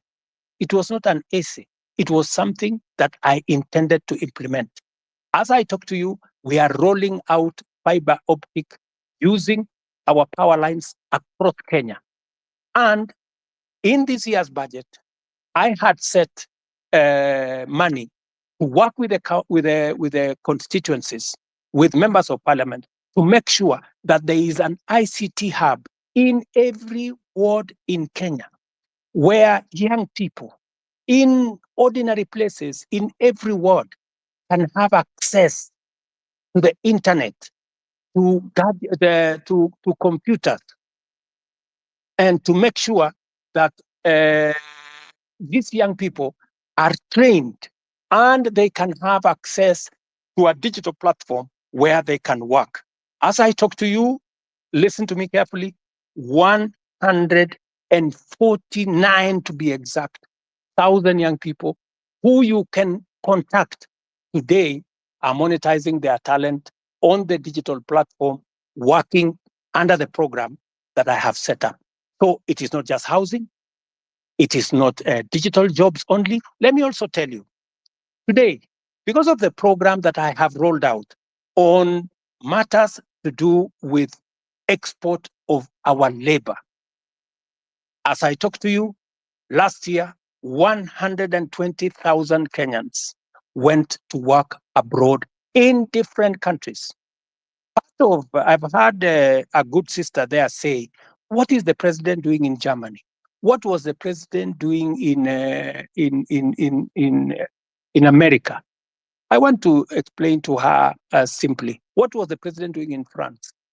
We are signing 19 new bilateral labor agreements that will give an opportunity for Kenyans who want to work abroad, an opportunity to export their talent.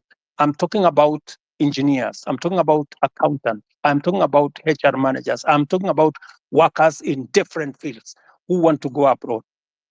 And I have now begun the process of professionalizing over the last 2 years that whole ecosystem of labor and the export of labor out of Kenya. That is why we are seeing an increment, not just in jobs, domestic workers, I don't know, drivers, I don't know what. We are, the reason why we are negotiating new bilateral agreements is that we want to go beyond those workers at that level.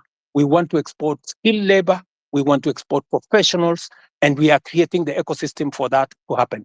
In fact, if I tell you now, if you go to www.neaims.go.ke, you will see that there are 400,000 jobs on that platform. Different kind of jobs from different countries. We are now trying to make sure that those jobs will not be 400,000, they will be 1 million, and they will be largely, as we conclude these bilateral agreements, bilateral labor agreements, they will include many professional jobs, many skilled jobs. And I want to challenge the young people listening to me on this X forum, that is an opportunity. You can go to eCitizens today and check whether what I am telling you is true or not, whether those jobs exist or they don't. And I want to challenge everybody to go to that space, because that is one of our strategies. In fact, I saw on a Friday when there was a demonstration, one gentleman from my village was interviewed, and he said, you know, the president has failed us because there are not many jobs in Kenya. The problem is that so many people are still going abroad to look for jobs. Little did that guy know from my village that I am the one who facilitated those who have gone abroad. It is part of my strategy to create opportunities. Let me finish by saying, in this year's budget, the whole trajectory was about manufacturing. You know, how do you create local jobs, my friend? The days when we just used to say, oh, we are going to grow the economy and the economy is going to create jobs, that is gone. We have to be deliberate. Housing, I know how many jobs I'm going to create in housing. Digital jobs, I know how many jobs I'm going to create. Export of labor, I know how many jobs I'm going to create. Now, what I had done in this year's budget is to put a mechanism where we promote our own manufacturing, local manufacturing, using local materials, hiring local labor and local professionals, and creating local wealth. There is absolutely absolutely no way we are going to grow jobs in Kenya by making Kenya a supermarket for other countries, by making Kenya an importer of everything.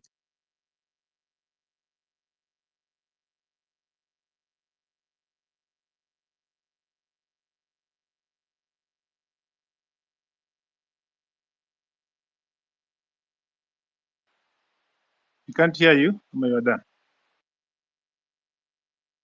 Omondi. Okay, one last question. One last question before I give somebody the mic. I'm seeing several questions flowing to me. It's also mine.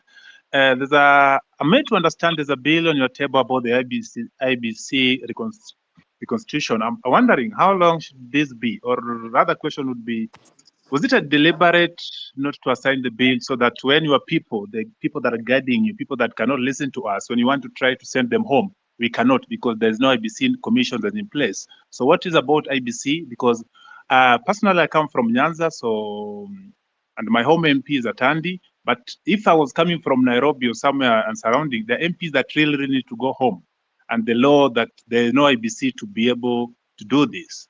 Because they have been arrogant, displaying catch. Parliament just passed the bill. It has found its way to my office.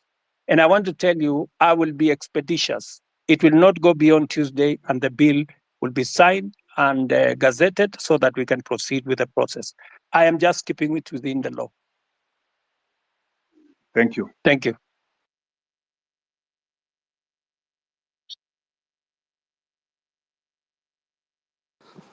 Okay, thank you, Mr. President. I think we can get another. I'm having issues with my phone. I don't know why. Amenifanyia ile kitu. So let's get. Hi guys, can you hear me? Osama, can you hear me? Yes, we can hear you, Mila. So Proceed. mine is not, guys have said all the things that guys would have to say. Mine is Mr. President. Probably, I think I should address you as Baba Sharlin. Probably you will get where I'm coming from.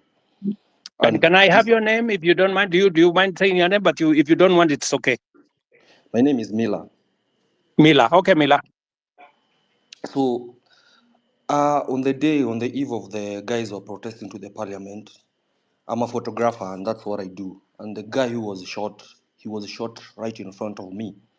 And it's something that has been living with me in my head since that day.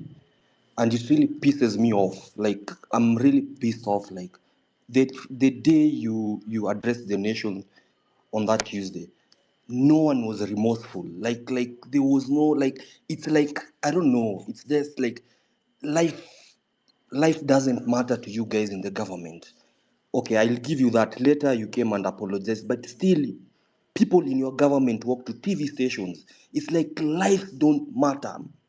And that thing, it has been disturbing me because I saw the boy being killed. Even if you go back, you can go check Larry Madowo videos. He traced how the boy was. He was carrying nothing. Like literally, he was carrying nothing. I know you've spoken about this over and over, but my question is, and it's not even a question, mine is probably just go back and reflect. You are a father, you are a granddad. How would someone feel when the child is dead? I bet from where I stand, none of your government officials have even visited the families or reached out to the families from where I stand. Probably you guys just go back and reflect. Do we really matter as people who elected you? Like where do we stand? Where do we stand as young youths? Like the guy called Rex, he was a guy, basically, was a guy who was born in 2002. Now he's dead. How does the mother feel? And some of your officials work in TV stations, go on social media, and they're like, wanajipiga kifua, mtu anajipiga, and that someone was fucking, someone died. It's painful, Mr. President. I'm talking this because I saw the boy dead. I even have the videos when the boy was shot. All I'm asking is, let's have empathy. Someone just reaching out, huh? And to the families. That's all I'm saying. Guys, go back and reflect and just have empathy. And then this thing of guys kujipiga kifua, it doesn't make sense. Someone like Nyamu, like, why is he even there? That's all I have to say.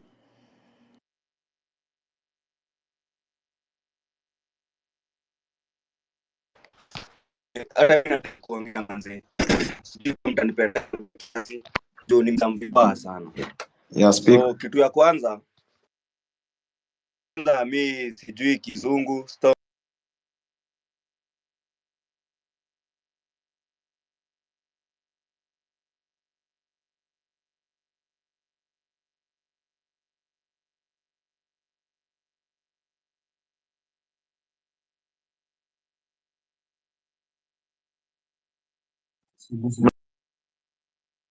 Sorry, we lost you, my friend. Tulikupoteza hapo kidogo, hatukusikia. Sorry. You can I speak?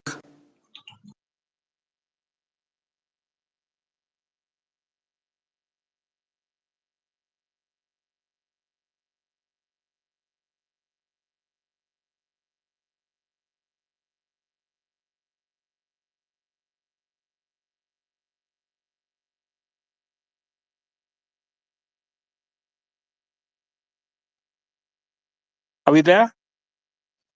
Yes, we are online. Yes, I can hear you.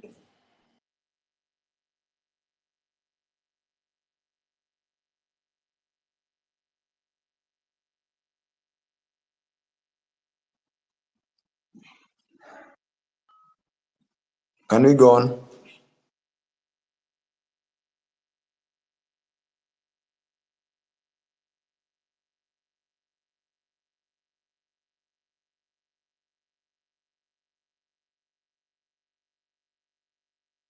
I can't hear anything. I don't know whether, as we get out on the board. Maybe I'm talking too much or asking too much. Forgive me for that, but nobody's speaking. Another question is not another question that I've seen people saying or asking you rather to don't reshuffle the cabinets or the CS, moving from the one ministry to the other. You've seen that one before. What you're seeing is just transferring competence in one field to another department or another ministry. Please get new faces. You have a lot of people around you. You have a brains behind you. When I was growing up, when I was young, in the time of Kibaki, I used to associate being a minister with some smart people, and you are one of those people in your spot back then. Suddenly, this day, you have people. The best they can deliver is just abuses and too much, too mouthy. Can you just bring us new people that are going to work? As recent as yesterday or 2 days ago, when your came out to tell us that. The money we've been contributing for the injured and those we lost in this struggle was waived by Kenyatta National Hospital and other public hospitals. She came late. The person that was in charge has been doing an excellent job. Hanifa keeps everything better than the government. Every detail can spend. Telling us ABC has done by her. That give us transparency, not these are the people that just keep saying it. okay, let me, Mila made a very passionate and I think correct analysis of what happened, especially of Kennedy, who died in Rongai. And I believe that he is right, you know, that's really a very regrettable situation.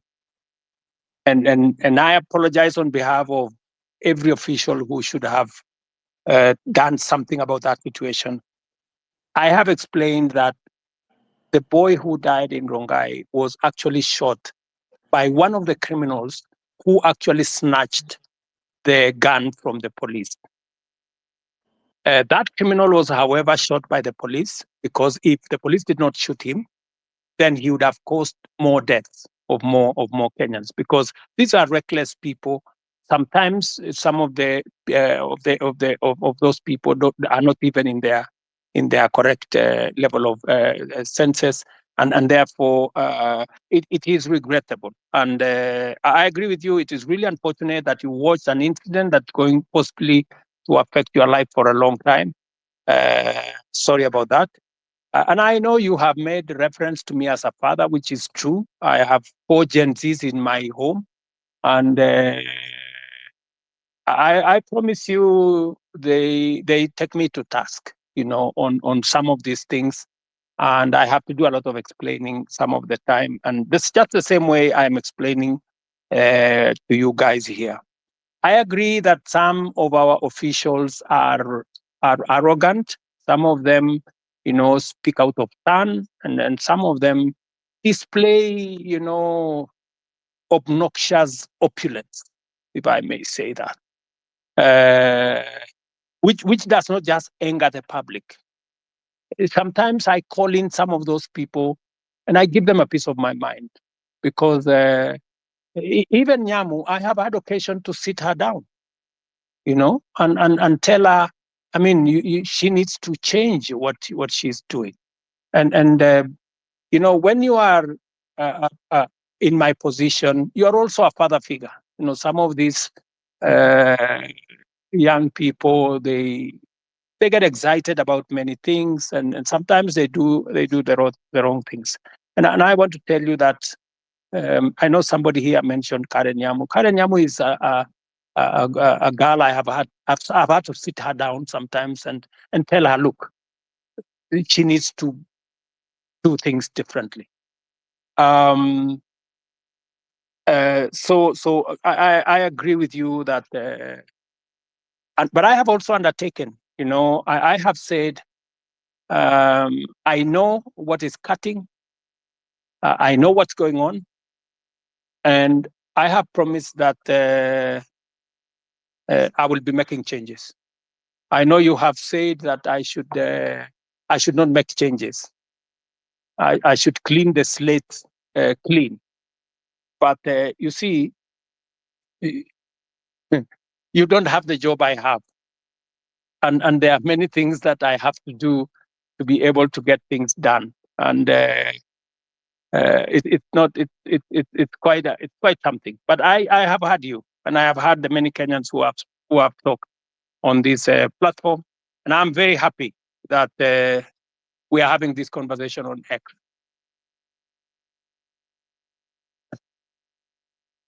So let me, I don't know, because I had promised that I would be here up to 5. I think it is now 5:15. And I have another assignment with our Olympics team that are coming to. I have a bunch of wonderful Kenyans who are going to represent us in Paris. They are sitting somewhere outside my office. And with a lot of respect, I want to say to all the people who have asked me the very important questions, very Mr. difficult President, questions. I have a final remark before you go. Is Kioti speaking here? Okay. Okay, Mr. President, before you continue, I'm Marvin Mabonga. I come from Kimilili constituency in Bungoma County. So, Mr. President, before you go, I want to let you know that in your cabinet, currently we are having so many incompetent cabinet secretaries. For instance, let me give you an example of your friend, Kipchumba Murkomen. Kipchumba Murkomen did law. He has never been in any law firm in this country. He has never won any case. But currently, he's heading the Ministry for Road and Transport. My question is, between, like, where is the conjunction between the Ministry of Transport and a lawyer? In that department, you should be putting there a person who has done even civil engineering, who knows so much about construction. Lastly, the Minister for Agriculture, that person, he even doesn't have are bachelors. We all know this information. We have the government's website and we Google, we see this information. So, Mr. President, if you are going to give us those people who are incompetent, then we are totally doomed. You know, when we elected you as the president, normally they say you set a thief to catch a thief. But this time round, when we elected you, Mr. President, that you can help us now catch those people who are corrupt in this nation, you're just there laughing with them. Look at Oscar Sudi. He's flaunting with 20 million in a bag in a public forum. I'm even told that there is one of the cabinet minister who was caught in Dubai with 20 million cash, and you actually came through him, so he wasn't taken to a court somewhere or arrested. You know that, Mr. President. Personally, where I sit, I want to pay my rent by 10th. But because I finished campus, I don't have any job anywhere. I'm just here in the city seated. I will not be able to pay that rent because you promised to give us the jobs. But when we elected you, you are now telling us that in the next 1 year, we are not going to employ the youth. Mr. President, do you think that one is not a lie? Lastly, the other day you said, when you were questioned about the boy who was shot, you didn't know whether he was alive or dead. But now you know that the person who shot that boy is not the police officer. Mr. President, do you think that is a reality? That one is not a reality. I'm very angered person because every time we get to those public offices, we are treated like trash. And that's why the other day I was even on the forefront. You can watch the videos. I was on the forefront in those protests to demand for my right. And now here, Mr. President, you are just taking us through the corners. You are not even going straight to the point. Kindly go straight to the point. When you are asked about the person who is corrupt, you say, this person is corrupt. He has been working with millions of money. Tell us, Omanga bought 60 with 50 million a vehicle which he is flaunting now on social media.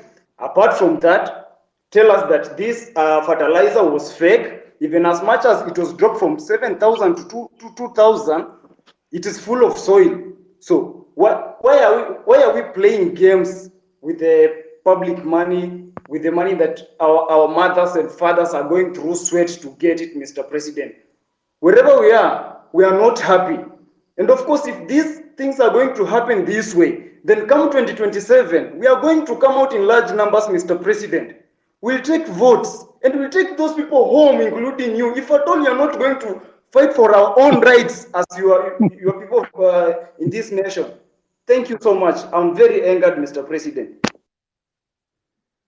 Thank you. Thank you. So, Thank you, my friend Martin. I understand your anger, and you are perfectly in order to be angry because the situation where you're in, out of university, without a job, is something that I have lived through myself. In fact, when I finished university, I did not get a job until I was elected as a member of parliament. But that's not for another day. But let me tell Martin that next week, for example, as part of our housing program, just hold on. As part of our housing program, we will be hiring 3,600 professionals like yourself. I want to challenge you, Martin. There will be an advertisement next week for engineers, architects, quantity surveyors, and many in the construction field, because we are looking for people who are going to work with our professional firms in our housing program. Let me also tell you, Martin, that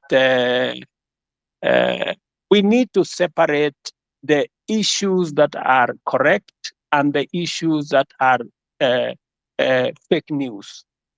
The issue of some minister being found in Dubai, I don't know, last week, with $200 million or something, is fake news. That is not true. On matters to do with people you have mentioned were in different areas. Today, I am here as a scientist, right? And many other people are doing many things from fields they did not necessarily train in. Because at a certain level, it is a management issue. It is a leadership issue. It is an issue about leading an organization. So I have heard you on some of the incompetent people you have said, some of the corrupt people you have said. I have listened to you. But let me say this to the public. Of the fertilizer that we supply to the Kenyan public, almost 6 million bags,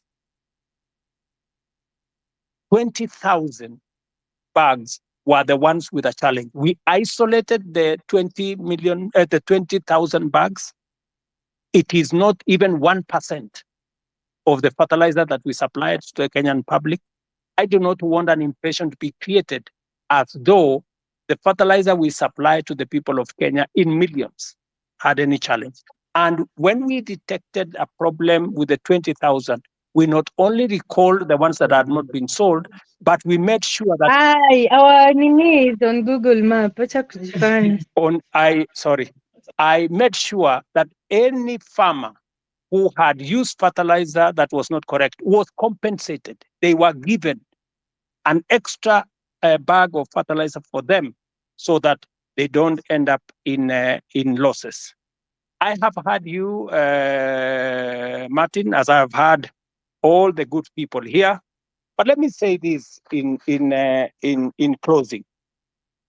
This feedback is very close, but Kindly, can I also have an opportunity to speak, Mr. President, before you finish?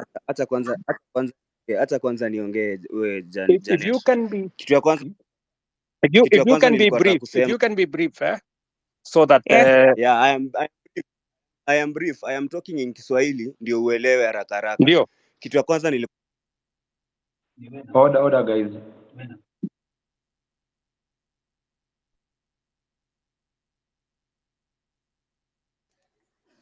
Is anyone speaking, or can I speak? Osama? You can speak. Okay. First of all, good evening, Mr. President and everyone here. Good evening, my dear. Okay. So my name is Jeanette Brenda, and I don't have any questions because I feel like the people have asked questions before, umewapeleka around and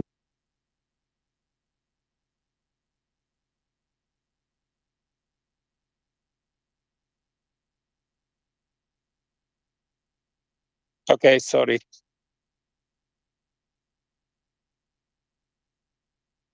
Sorry, Jeanette, I can't hear you. I'm sorry.